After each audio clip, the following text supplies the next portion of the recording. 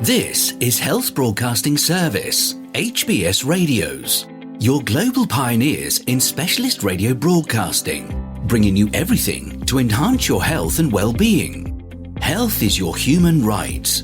HBS, your partners in everything about your health and well-being.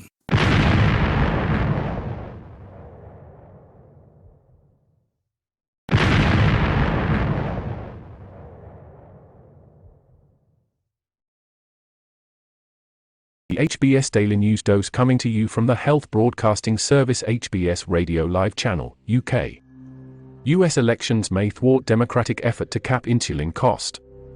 US lawmakers attempting to cut the cost of insulin for more than 1 million Americans to $35 per month are unlikely to succeed as November elections draw near and complicate bipartisan support, health policy and political experts say. The U.S. House of Representatives in March passed a bill capping monthly out-of-pocket insulin costs for those with health insurance at $35. Senators are drafting a wider bill that also provides incentive for drug makers to lower list prices. Both houses must pass the same legislation for it to move forward. The Democratic-backed legislation was once seen as likely to garner the support it needed because it sidestepped requiring drug companies to cut prices, which the pharmaceutical industry would have fought. Some Republicans have said they support drug pricing reform. Health policy experts, pharmaceutical industry sources, patient advocates, and congressional staffers told Reuters that insulin legislation faces significant obstacles. Some said Democrats were still hoping to get support from 10 Republicans needed in the Senate to pass the bill. As we inch closer and closer to the summer and to the election, it seems like there may not be a lot of appetite to potentially give Democrats a win going into the elections, said Ipsitus Malinsky, managing director at research firm Capital Street.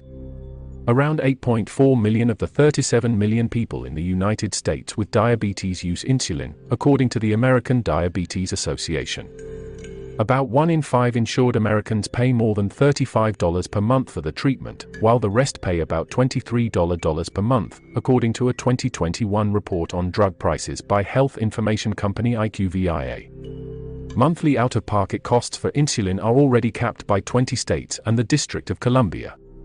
In 9 of those states and D.C., the cap is $35 or lower, the ADA said.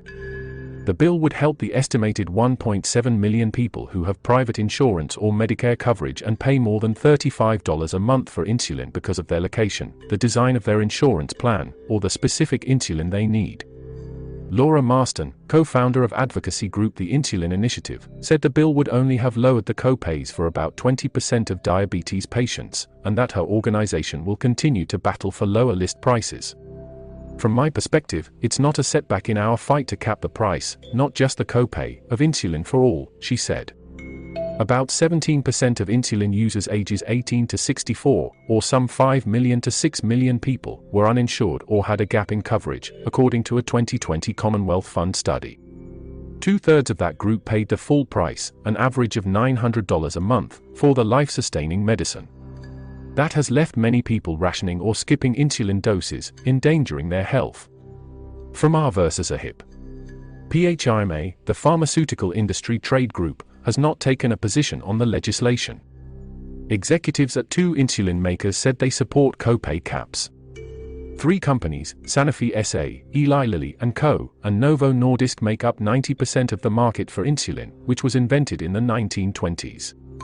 A $35 copay cap is an elegant policy solution to help people afford their insulin, said Eli Lilly executive Sean O'Neill. Insurers would have to pass the aftermarket discounts they receive from drug makers to patients rather than integrating them in the monthly premium price for everyone, O'Neill and other industry sources said.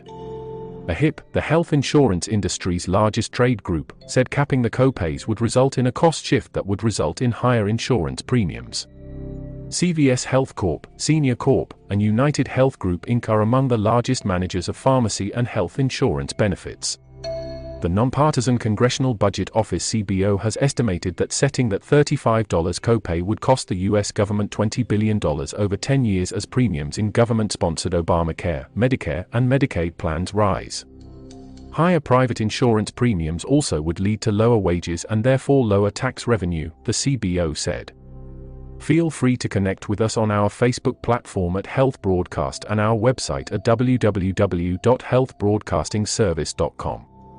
And please remember to press the subscribe button to stay abreast of timely, vital, and authentic health news developments from around the world, delivered to you by the Health Broadcasting Service UK on our YouTube channel. We will bring you more updates as news develop. Stay safe and remain healthy. Bye for now.